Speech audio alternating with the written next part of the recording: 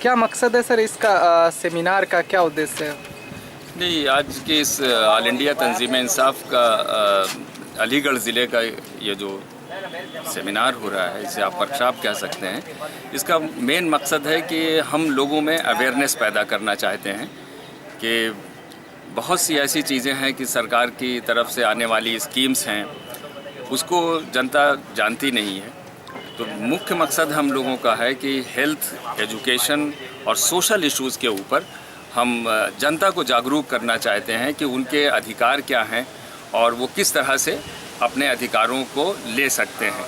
अगर बहुत आसानी से कहीं से अधिकार नहीं मिलता है तो जाहिर है कि उसके लिए आप संघर्ष का रास्ता अपनाएं। आपके पास मौलिक अधिकार हैं, आप अपनी बात को कहें और उसके लिए धरने के ज़रिए, प्रदर्शन के ज़रिए या जो दूसरे भी तरीके हो सकते हैं, आप उसके ज़रिए अपना अधिकार को प्राप्त करें।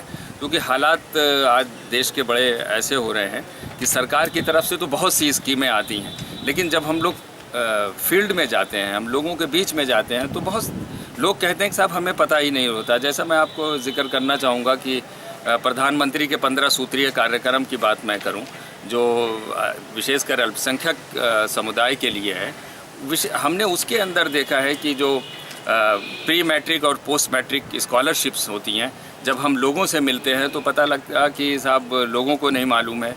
और तो हम लोगों का मेन कैंपेन ये होता है कि आप पहले हम उनको ये बता दें कि ये आपके राइट्स हैं, आप इन सब चीज़ों को लेकर के लड़िए।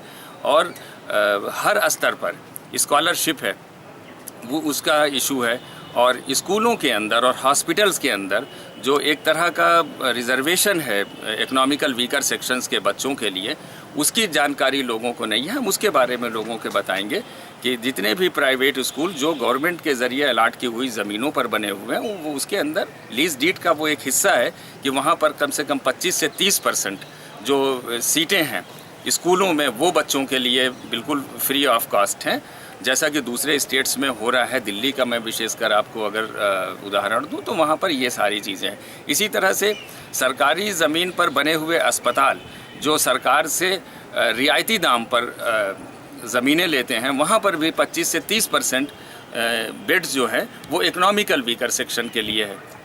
लेकिन हकीकत यह है कि लोगों को जानकारी नहीं होती, इसलिए हॉस्पिटल और स्कूल्स वाले भी इन सब तमाम चीज़ों को अवॉइड करते हैं।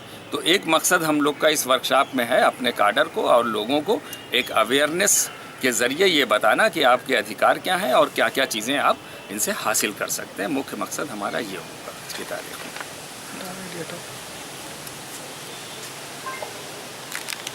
ठीक है सर।